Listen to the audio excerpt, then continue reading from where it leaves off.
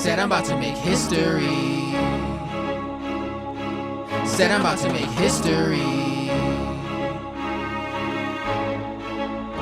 Yeah.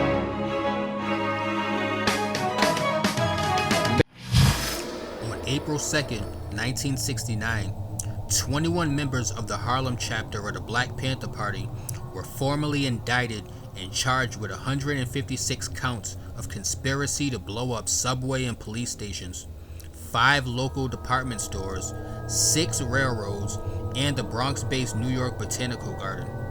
By the early morning hours of April 2nd, mass sweeps were conducted citywide by combat squads of armed police.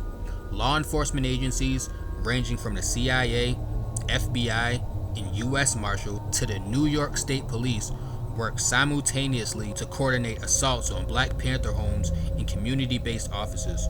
After the raids, 10 Panther men and 2 Panther women were formally arrested, processed, and quickly jailed. Each member of the 21 was held on $100,000 bail, totaling over $2.1 million. It wasn't until January 1970 that the first Panther was able to post bail.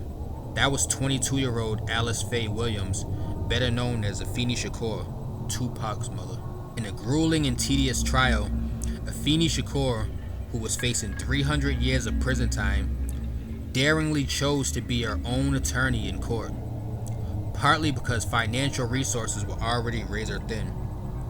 Afeni, however, meticulously conducted her own legal research, her own interviews, as well as in-court cross-examinations, fully realizing that she would be the one serving, not the lawyers.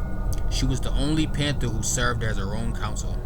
Despite the odds, after all of the surveillance, warrantless wiretapping, infiltration, and frame-ups, not one shred of state's evidence stood up in court. In their undying efforts to discredit, it was revealed during the trial that the FBI had actually planted undercover infiltrators who, under oath, admitted their role as provocateurs. Though the case of the Panther 21 was the longest trial in New York State history, on her own guts and wit, Afeni Shakur successfully secured her freedom. No money, no attorney, no privilege. Pregnant with her second child, Tupac Shakur. What Afeni was able to do in that courtroom was nothing short of miraculous, magical, and mind-blowing. On May 12, 1971, after 2 years of legal proceedings, all 21 Panthers were acquitted of the charges, and the jury needed a mere 45 minutes to see the truth.